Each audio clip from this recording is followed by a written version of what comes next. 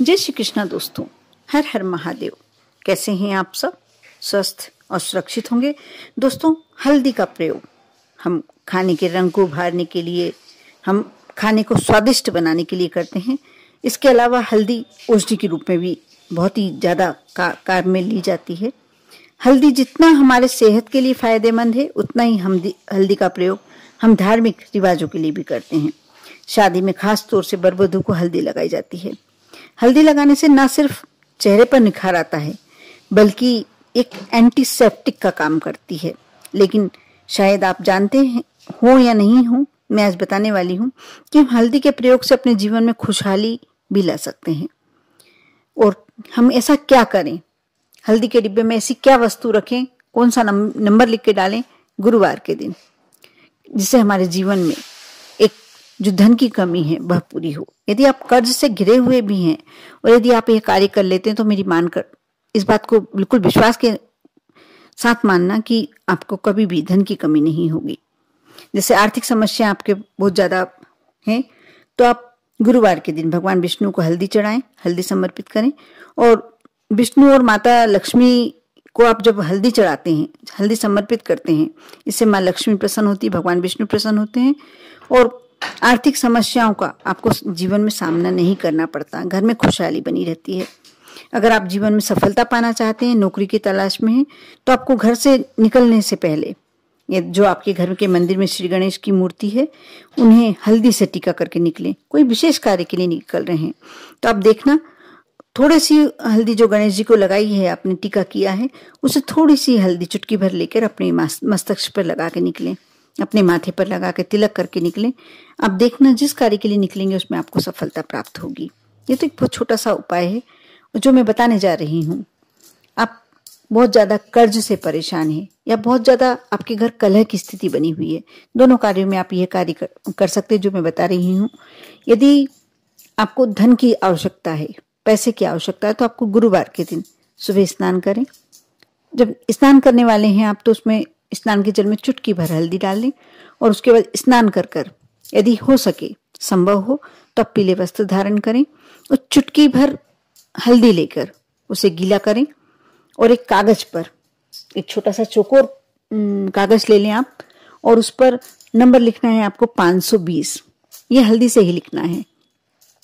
थोड़ी देर इसे सुखा लें, बिल्कुल सूख जाना चाहिए ये। उस कागज को फोल्ड कर कर आप हल्दी के अंदर, जो आप घर में हल्दी रखते हैं, पिसी हुई हल्दी सभी रखते हैं अपने घर में, आप रखते हैं, तो उसे या तो जिस बर्तन में आपने जिस डिब्बे में रख के रखा है उसमें रख दें, या फिर नीचे जो डिब्बे के नीचे सबसे नीचे वाला हिस्सा होता है उसमें आप चिपका दें। नंबर आपको अंदर की तरफ लेना है, सिर्फ बाहर प्लेन कागज दिखना चाहिए। और जब हल्दी के डिब्बे में यदि आप डाल रहे हैं, तो उसको आपको बिल्कुल छोटी तह में आप उसको फोल्ड कर लें और फिर रखें। ये तो हुआ जब पैसे के लिए। और यदि आप कलह से परेशान हैं, तो आपको 3 बार 7 नंबर 777 यानी 777 नंबर आपको कागज में लिखना है और इसी विधि से ये कार्य करना है। आप या तो उसे हल्दी के डिब्बे में फोल्ड करके डाल सकते हैं, हल्दी से ही लिखना है और हल्दी के डिब्बे में ही फोल्ड करके डालना है। यदि नहीं डालना चाहते हैं आप, तो आप जो हल्दी का डिब्बा होता है उसके नीचे आप बाहर की तरफ प्लेन हिस्सा रखें और अंदर की तरफ वो नंबर जो आपने 777 लिखा हुआ है, उस नंबर को आप अंदर की तरफ करके चिपका दें। अब देखना, 3 गुरुवार आप देखें, करना एक बार ही है आपको ये कार्य, लेकिन 3 गुरुवार के अंदर तीसरा गुरुवार निकलेगा और आपको अपने जिस भी कार्य के लिए आपने उपाय किया है, आपको परिवर्तन देखने को मिलने लगेगा। ये 2 समस्याओं के लिए रामबाण है। और आप जानते ही हैं कि भगवान विष्णु का दिन होता है गुरुवार के दिन।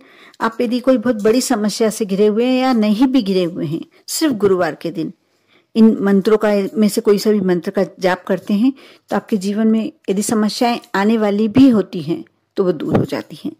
जो मैं मंत्र बता रही हूँ, आप उसमें से जो भी आपको इजी लगता है, जो भी आप मंत्र कर सकते हैं, और आपको ज्यादा बार नहीं करना, सिर्फ 21 बार भी कर लेते हैं तो आपके लिए बहुत ही शुभ होता है। श्री विष्णु जी का मूल मंत्र है ओम नमो नारायणः। इस मंत्र को आप कर सकते हैं। या दूसरा मंत्र है ओम नमो भगवते वासुदेवाय। इस मंत्र का जाप कर सकते हैं। या फिर छोटा सा मंत्र, ओम गुरुवे नमः। मंत्र फिर से बता रही हूँ, ओम गुरुवे नमः।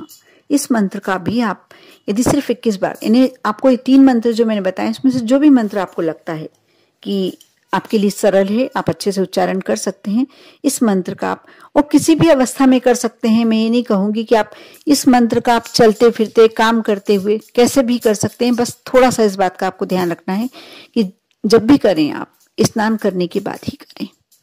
आप बिस्तर पर बैठ के कर सकते हैं, रात को सोते समय कर सकते हैं, गुरुवार के दिन विशेष करके। आप यदि 7 दिन करना चाहते तो बहुत ही श्रेष्ठ है आप, क्योंकि इसके लिए आपको बैठना नहीं है एक स्थान पे। मैं नहीं कहूंगी कि आप मंदिर में बैठें और फिर करें या दीपक प्रज्वलित करें उसके बाद करें। आप चलते फिरते भी इस मंत्र का जाप करते हैं तो आपको उसका श्रेष्ठ फल प्राप्त होता है। कर देखें विश्वास के साथ। आप देखना कि आप जो भी समस्याओं से ग्रस्त हैं, जो मैंने नंबर वाला उपाय बताया है बहुत ही श्रेष्ठ है। आप इसे एक बार ट्राई करके देखें। सिर्फ आप सोच लेते हैं, सुनते हैं, आपको अच्छा लगा, नहीं करते हैं, कल करूं, परसों करूं, इस तरीके से आप सिर्फ एक विचार करते रहते हैं और नहीं करते हैं, तब आपको इसका फल नहीं मिल पाता है। आप एक बार करके देखें, तब आपको मालूम पड़ेगा कि इसमें क्या शक्ति है। ये विशेष शास्त्रों से निकाले हुए कुछ एक टोटके भी मान सकते हैं आप इसको। ये टोटके ही हैं जो हमारे जीवन को, और टोटके करने में क्या बुराई है। यदि टोटके हम करने से हमारे जीवन में कुछ पॉजिटिविटी आती है, सरलता आती है, सहजता आती है, तो हमें अवश्य करना चाहिए। आप भी करें, विश्वास के साथ करें। आप पर और आपके पूरे परिवार पर भोलेनाथ की कृपा हमेशा बनी रहे। ओम नमः शिवाय।